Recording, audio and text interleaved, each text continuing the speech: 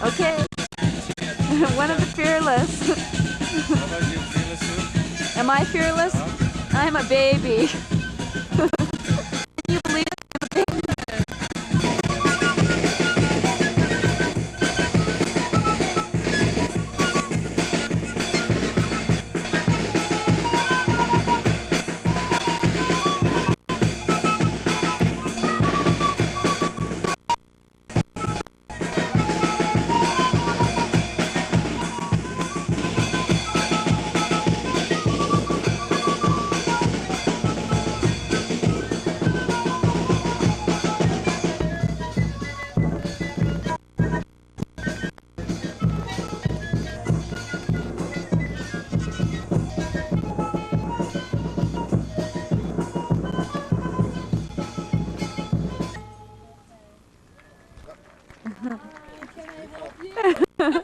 Oh,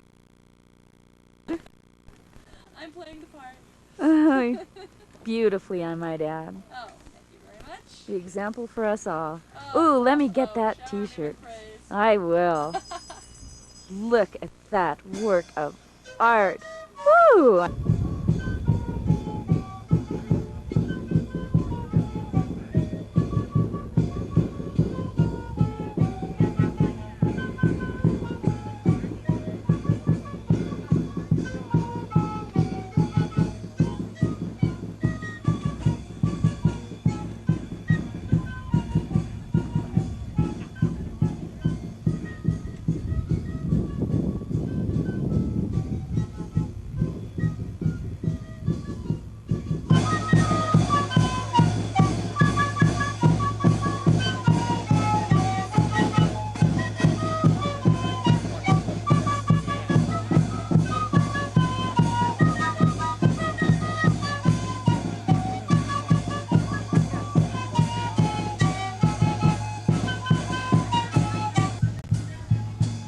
Hi, Barbara. How's my hair?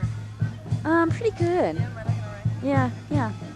You filming right now? What?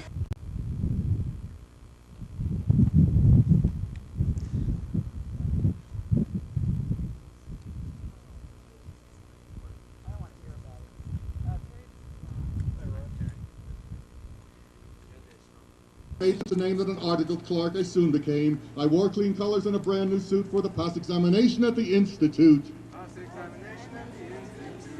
And that past examination did so well for me that now I am the ruler of the Queen's Navy.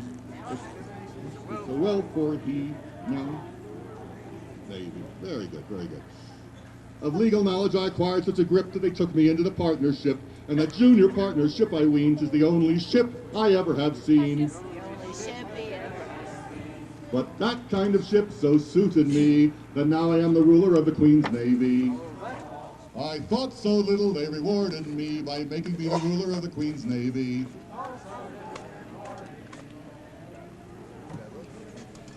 Now, landsmen all, wherever you may be, if you want to rise to the top of the tree, if your soul isn't fettered to an office stool, then be careful to be guided by this golden rule. Stick close to your desks and never go to sea, and you all may be the rulers of the Queen's Navy.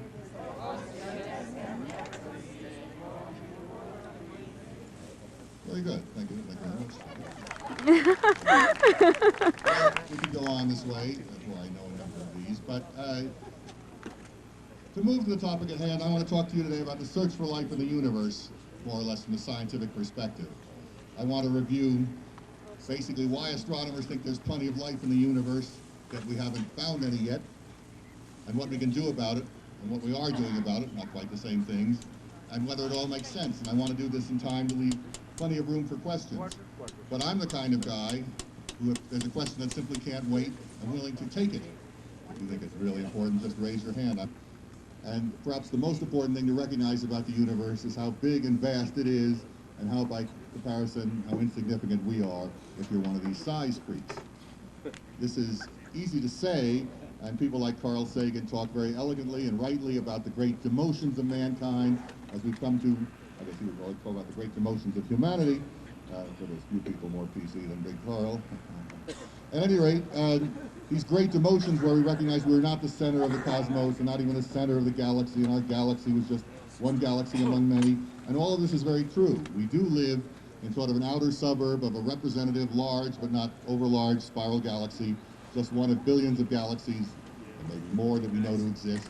And we have no particular claim to centrality, nor when you think about it, should we expect one. Nonetheless, every last one of us, from the most humble whatever to the most exalted astronomer, even beyond myself, intuitively doesn't believe that. You have to fight your intuition all the time. Not just that you can see it embedded in our language, which makes sense, but at heart we all believe that we personally are the center of the universe, and that we human beings and our planet Earth is the center of the universe. It can't be gotten over in the sense of it's planted deeper than logic can reach, and it comes up also in the question of the search for light. Even great thinkers stumble into error, and hear me do it too before this talk is done, assuming that something about us is special, central, utterly representative, and so on. So in the sense that we're not perhaps an average representative of some things. There's a big difference between thinking, say, the Earth is perhaps much like other planets if they exist, and thinking it's the center of the universe. There's also a difference between thinking the Earth is much like other planets and thinking it's exactly like other planets, or they like us. So keep all those thoughts uppermost in your mind as we proceed. To review the fact that our solar system, let's review the model that we were given. If the Earth were the size of one of our heads, the next nearest celestial object would be the moon, a golf ball about 25 feet away, somewhere else in this tent. The sun would be the size of a bus.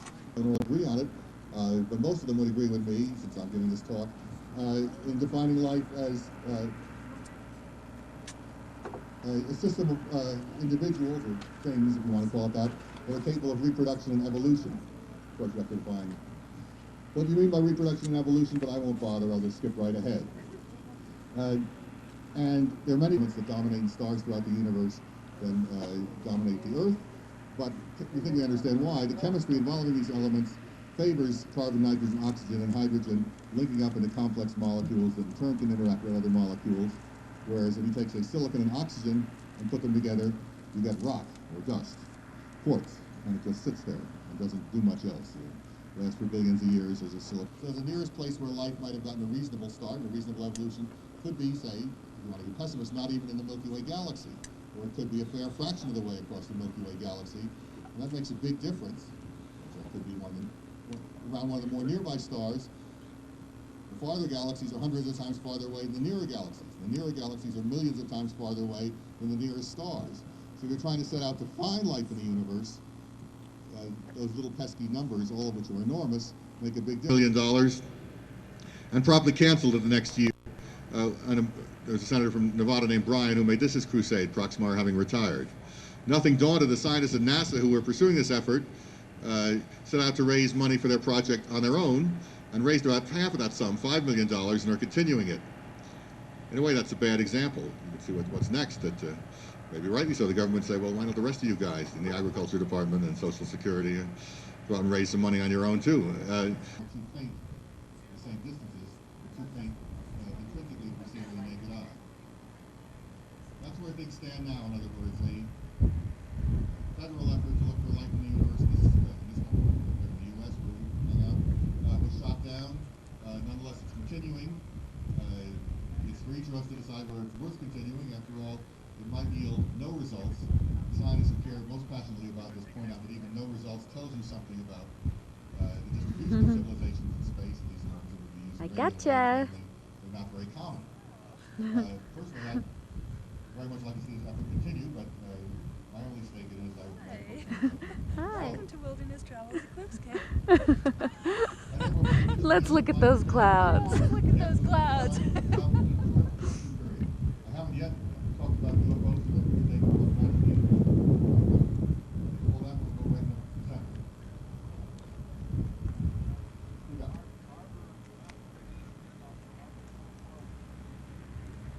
How far does someone detect our Earth given the amount of radiation it gives off?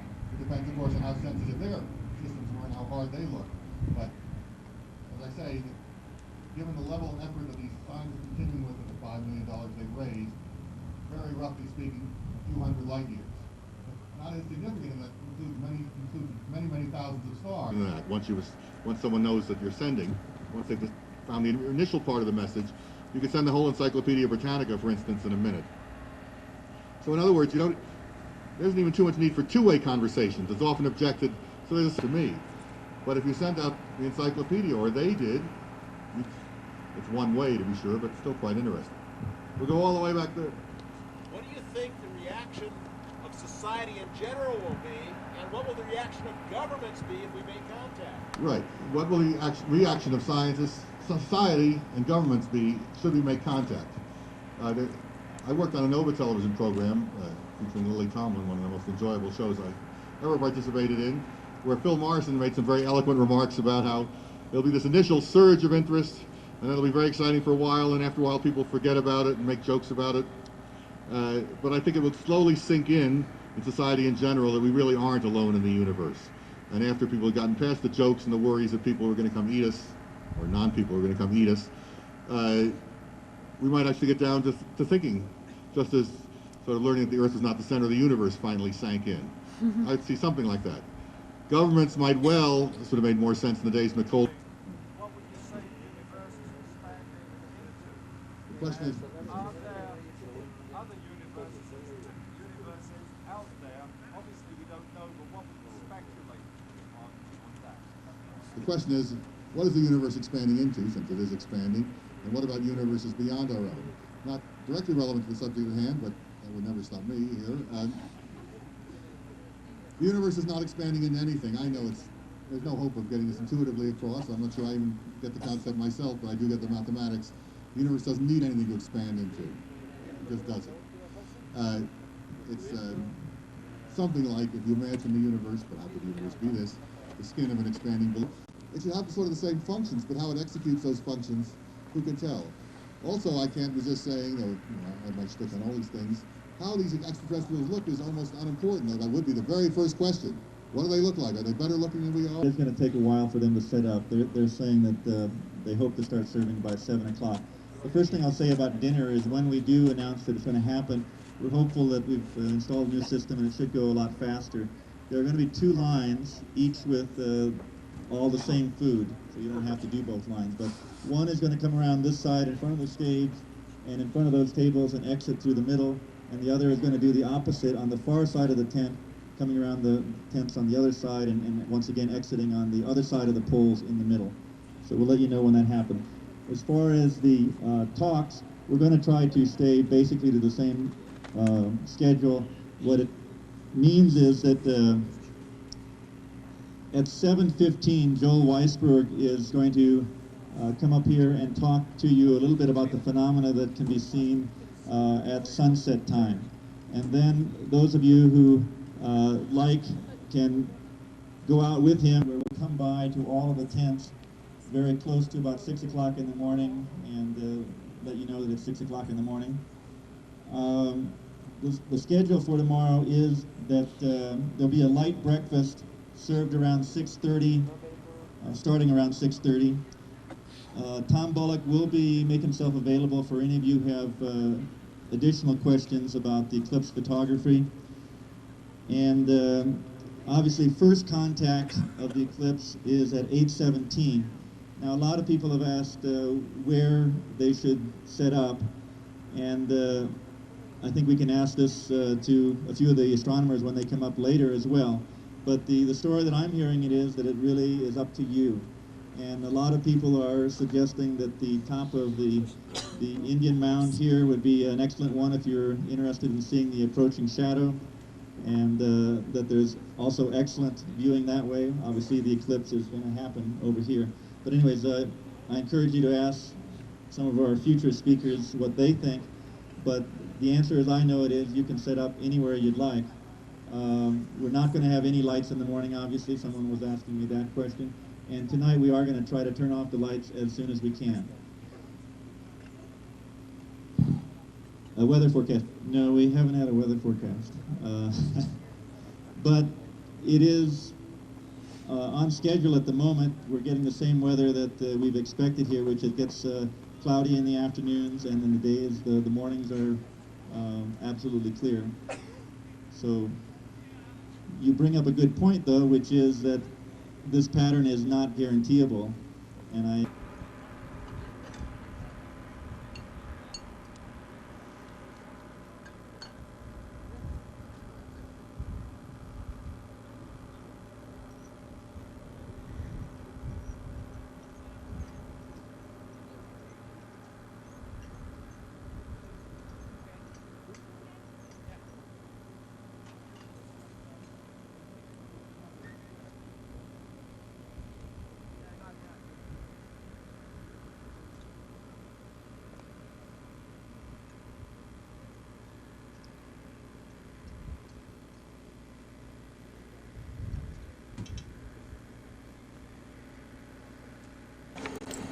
Hey, Angela. I want to get you and Juan and Carrie. Carrie. Oh, how beautiful. Catalog shot. Hi, Juan. Eat something before you start. Pollo? Sure. Sauce? Sauce. That's rice.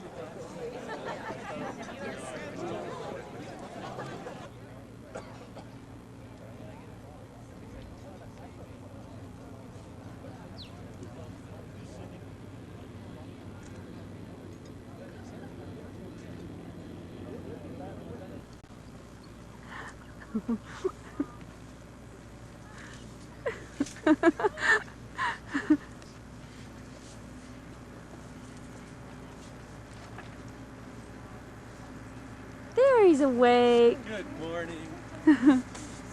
Okay. There she is. On a clear day, rise and look around. Keep going, keep going. Eclipse that over you can call your own. on a clear day. That's enough. Introduce himself or herself.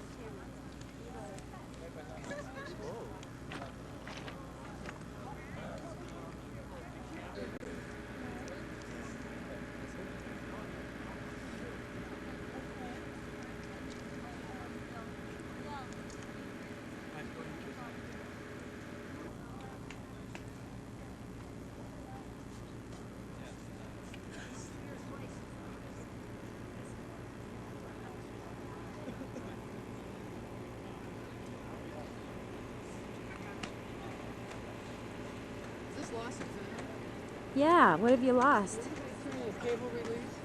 Nope. Look at him. Oh, wait, let's do that again. The first one from a few years ago, and the new one. All right, I'm Chando. wondering how come I got a different color. You know, I need a bigger duffel. It doesn't fit on that one. Yeah. When are you coming back south again? Oh, gosh. Well, you know, I'm going to Antarctica now. Antarctica? Yeah. Oh, I'm wow. lucky. That's a good trip. Yeah. That's a good When are trip. you coming north? I don't know. I'm so busy now. Don't you have a baby? Yeah, but you know, I'm not married. No. I don't live with.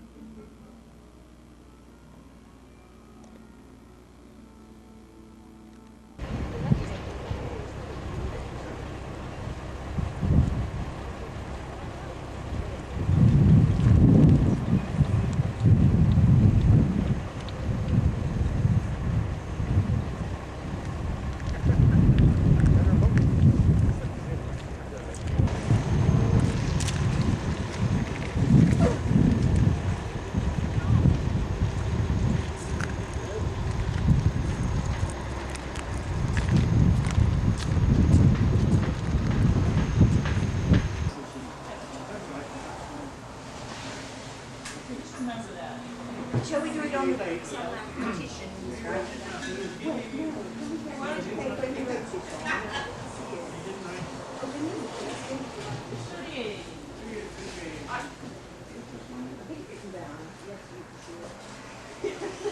Thanks a lot.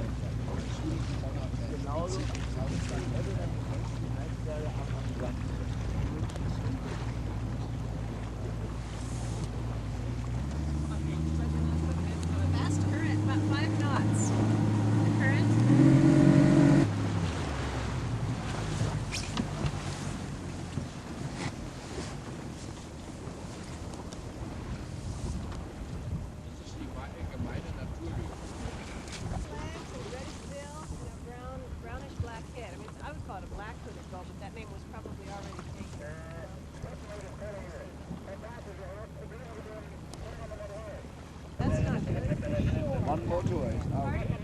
What did you say? Oh, we're lucky we did just well, but we're... What is it? It's just popping up. Kom.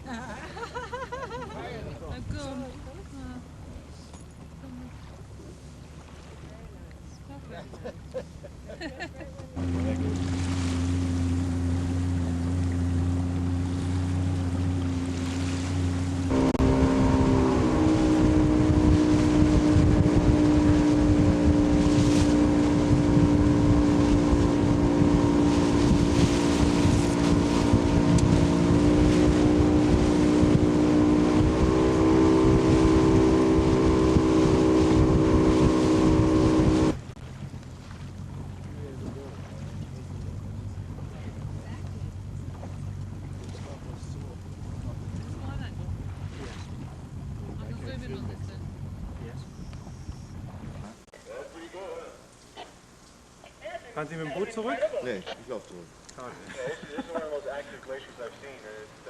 Also, was haben wir hier drauf? Also würde ich mal sagen, That's the noise we heard. ja. One more? That's nichts. No?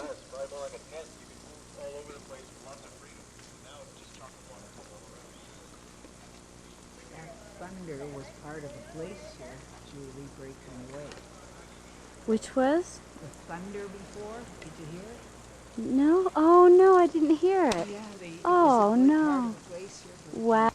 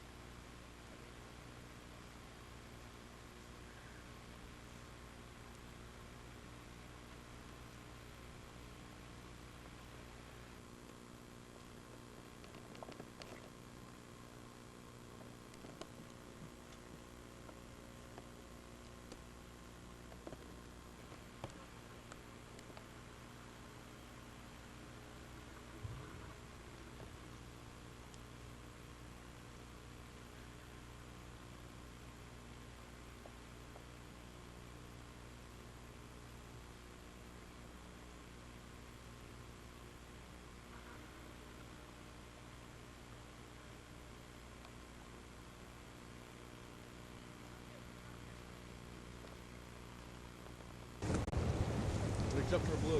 Yeah, that's because blue is the light that goes first. Huh? Short wavelengths. Yeah, Very it short goes, wavelengths. Red is the- it's a red is short the wavelength. longest It's got a lot of energy, so it goes quite far. That's it.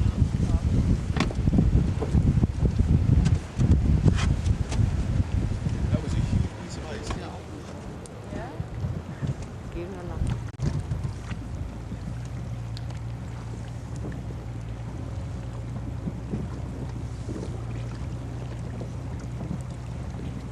Normally, when you come here, John, you don't see so much ice. I haven't seen this. This is the most ice I've seen in this region. Did you always come in the same months? John, do you know how high it is? I would imagine that face, sort of just beyond the zodiac, Yeah. my guess would be 150 feet. How much did we get? 50? 50 meters.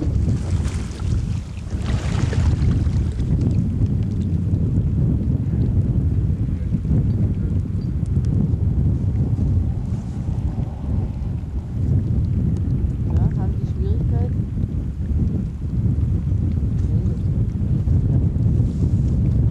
Very impressive. It came up and Ja.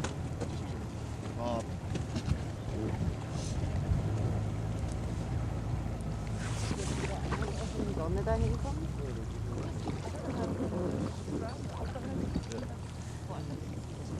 Aber dieses Eis, dieses Eishäuschen ist ja ein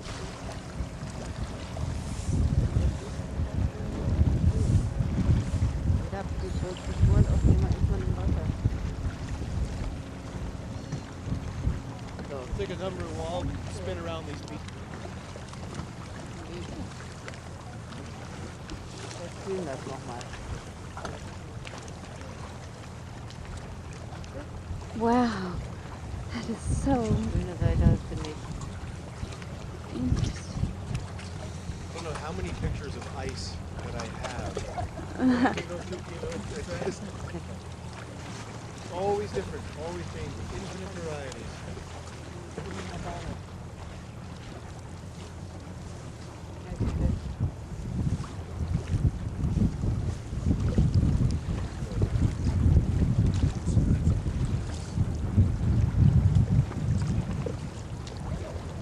Immer jetzt hier nach links. Hier.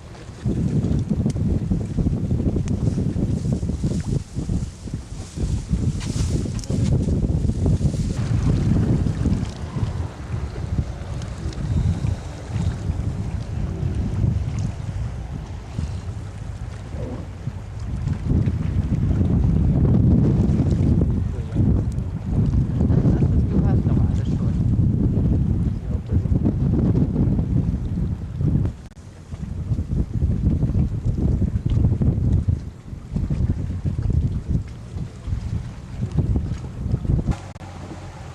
That middle bit might go any minute. Yeah, I'd like that front piece to go. Wow. It creates quite a tidal wave when it hits you. When we were there, the Yes. suction in and then the flow out.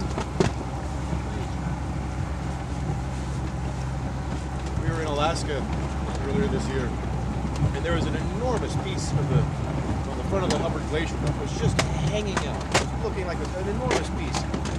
And everyone just on the back deck, they all just sort of willed it to go, and eventually it went. I tried willing today. Didn't work. Let us know, we'll work together.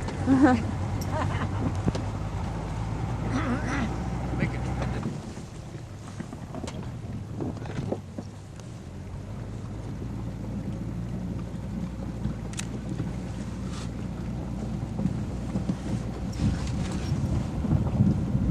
Still lots of hail in the water.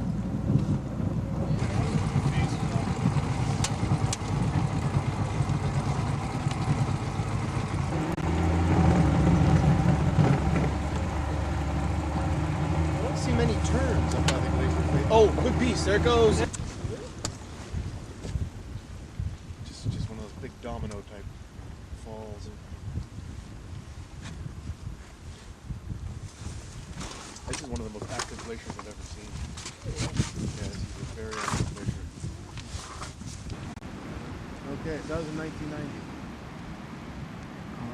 Isn't this movement? Oh, Is it okay if we're standing up, John? Is it okay if we stand up? Yes. God, look at this. oh. Isn't that beautiful? Try and tell somebody about this, just using words. Wow. It's very smooth. I know, Pieces it's so keep gentle. falling off this one that's sort of leaning Yeah, to the right there.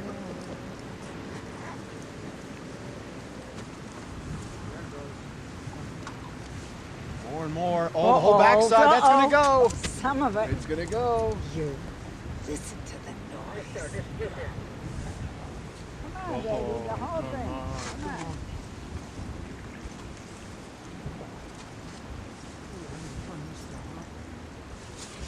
Yes, and but more's gone. Look, Yeah. the whole fiddle is dropping. in It's the- going. It's going. It's It's going. going! It's going! It's going! Oh, wow! Oh. Oh!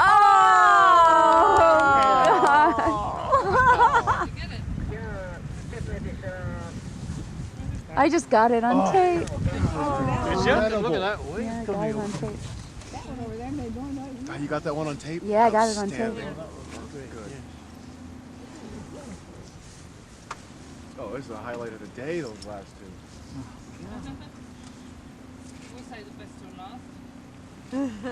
Yes. Oh, that was classic. Yeah, that is.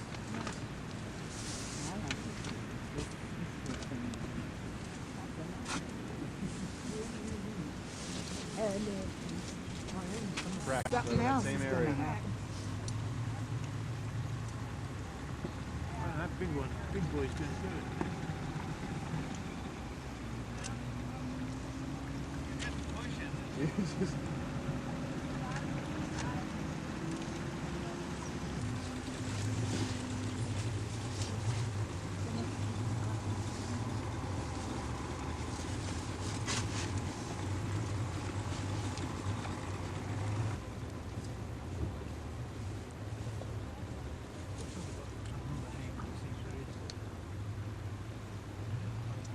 The depth.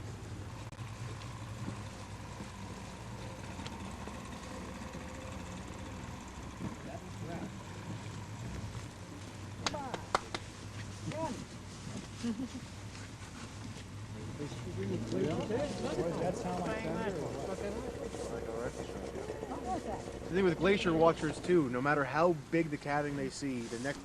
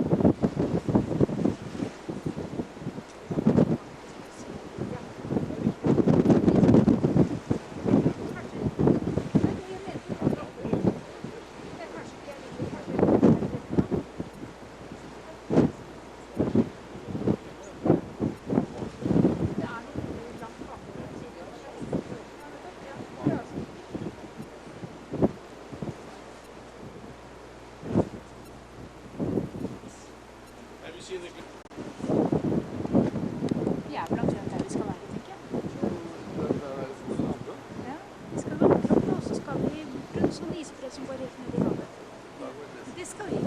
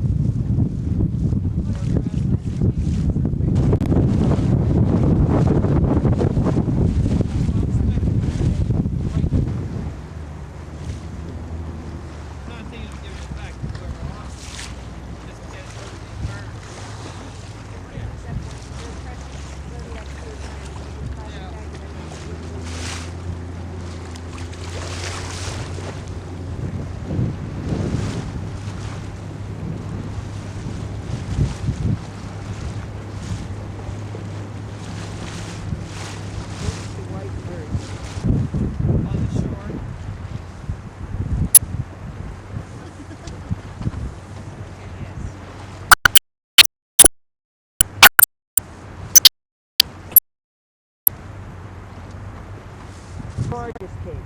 Oh, they just came in. Those are Or what? Charlie, the black ones. Three that just came in? 3 females. Of what?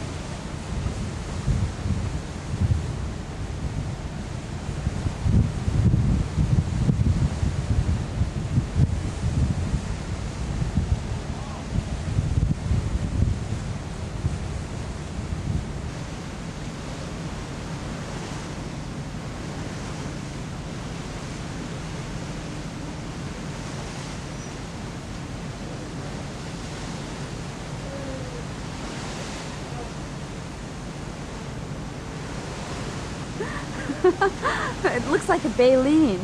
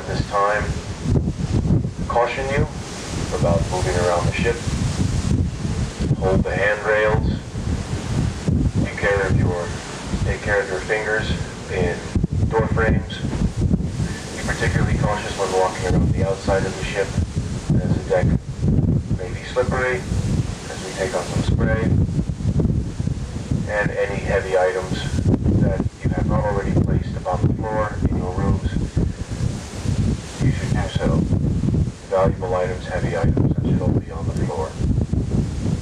So take caution when moving around the the ship